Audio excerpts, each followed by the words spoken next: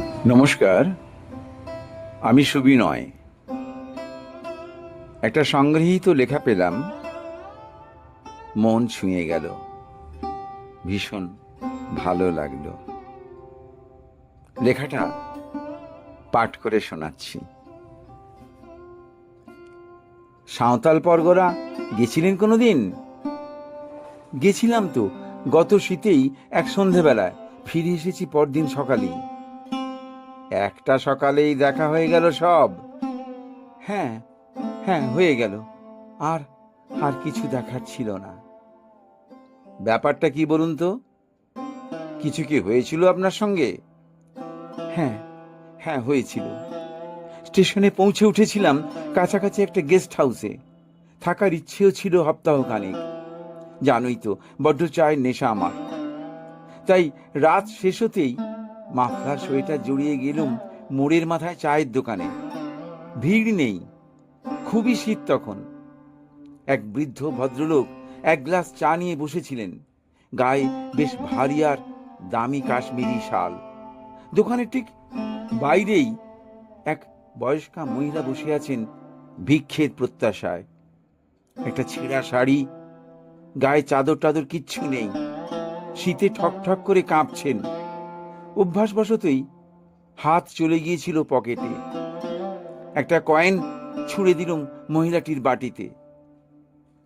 বৃদ্ধ হেসে উঠলেন, অকারণ অট্ট হাসি। একটু বিরক্ত হয়েই চা টোস্টের অর্ডার দিয়ে বেঞ্চিতে বৃদ্ধের সঙ্গে বেশ দূরত্ব রেখেই বসলাম। একটু পরে বেশ গম্ভীর গলাতেই প্রশ্ন করলেন তিনি, মশাই কি বাঙালি? বেড়াতে এসেছেন? কি নাম আপনার? উত্তর দিলুম। বৃদ্ধ হাসলেন।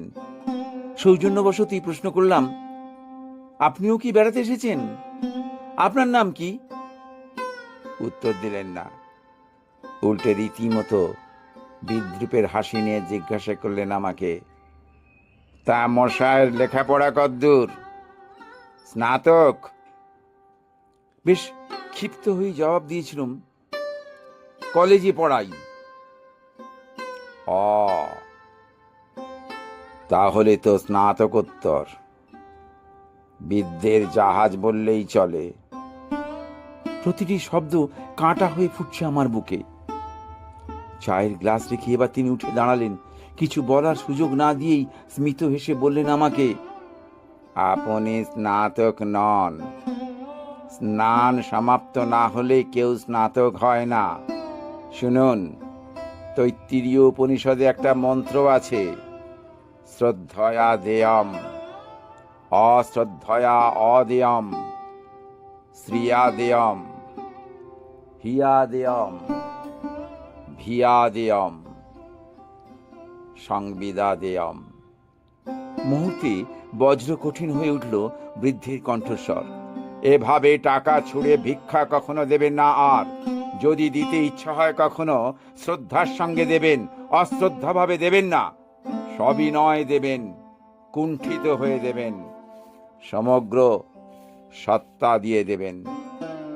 বলেই বেরিয়ে গেলেন বৃদ্ধ। দোকানের বাইরে দাঁড়িয়ে সেই মহিলাকে বললেন, মা, একটু উঠে দাঁড়ান তো। গা থেকে মহার্ঘ শালটা খুলে অতি যত্নে জড়িয়ে দিলেন বৃদ্ধার গায়ে। স্তম্ভিত আমার দিকে ফিরে দাঁড়িয়ে কাটা কাটা গলায় বললেন, বেড়াতে আসিনি, এখানেই থাকি আমি। বাঙালি সম্ভবত নই, সম্ভবত ঘৃণাই করি জাতটাকে। আর আমার নাম ঈশ্বরচন্দ্র বন্দ্যোপাধ্যায়। মুহূর্তে পৃথিবী দুলে উঠল আমার চোখের সামনে। টাল সামলে সসম্ভ্রমে উঠে দাঁড়াবার আগেই দেখলুম বৃদ্ধ এগিয়ে যাচ্ছেন বহু দূর। যত দূর তিনি চলেছেন তত দূর পর্যন্ত নিষ্পত্র গাছগুলোতে ফুটে উঠেছে অশোক, পলাশ, কৃষ্ণচূড়া।